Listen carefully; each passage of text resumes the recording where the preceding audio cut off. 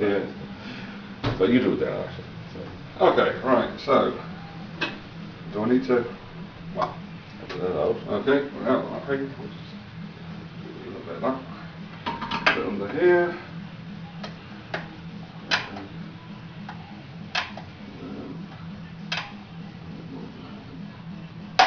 Should go over here. Just brush the excess back into the grinder. Okay, I'll just use that.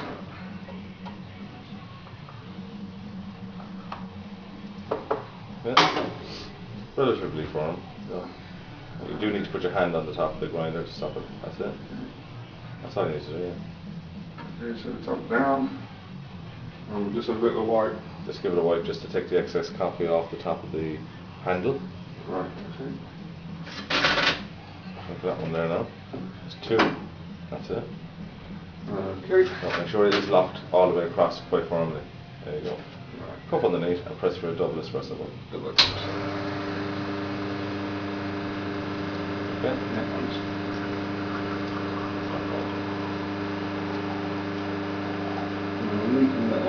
Yeah, it's not the seals. It's been idle so long, you see, the rubber seals have hardened.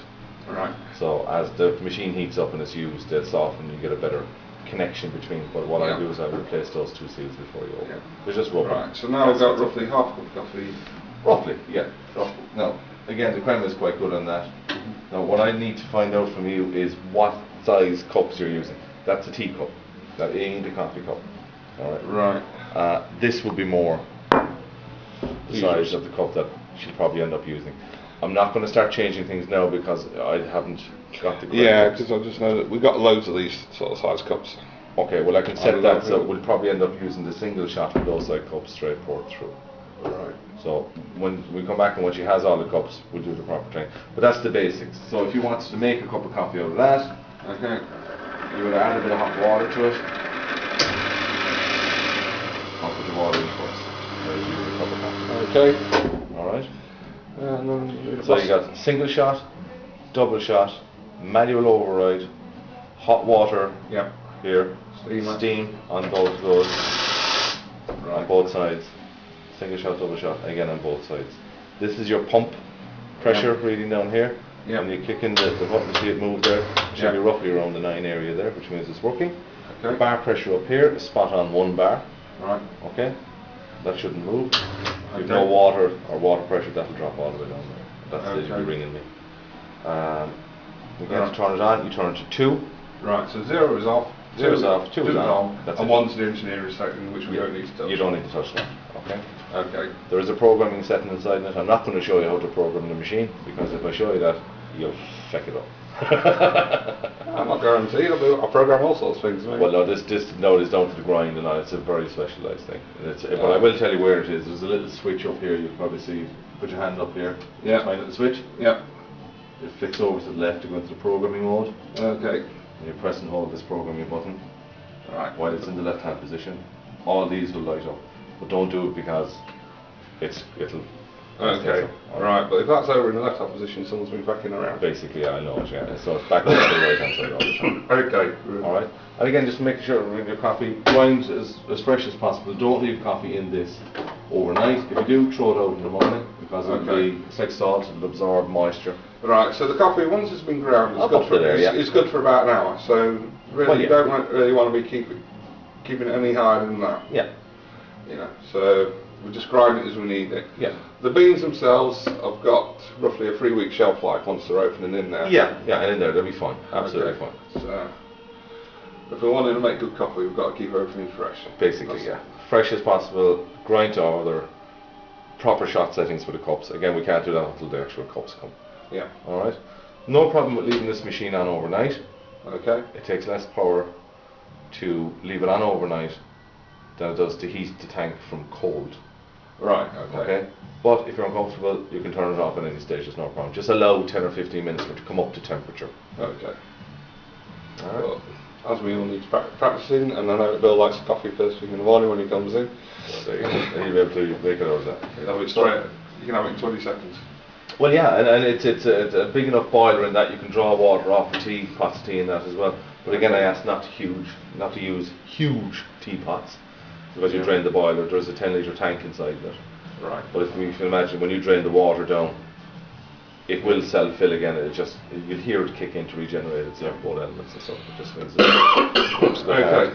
And to keep everything clean. Now, after you make the coffee, there's something quite vital, alright? Right. Take the handle off as soon as possible and empty it out and put it back on empty. Right. Okay? Otherwise the coffee that's in that will burn onto the rubber seals and it will cause pitting and some of that leaking as we saw there. Okay. Right. So you need to empty it. Yeah, so just empty after you use. Right.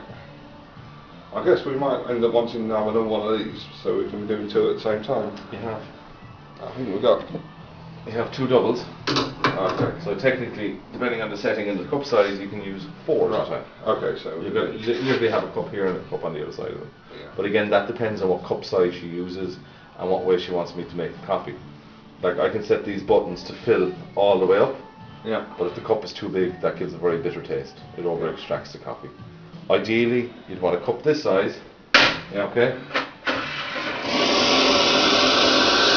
Fill it roughly halfway with water. Slide it underneath. Drop a double espresso on top. That is an ideal cup size. I'd love to see her use cup of coffee there, because it fits perfectly underneath there as well. Yeah.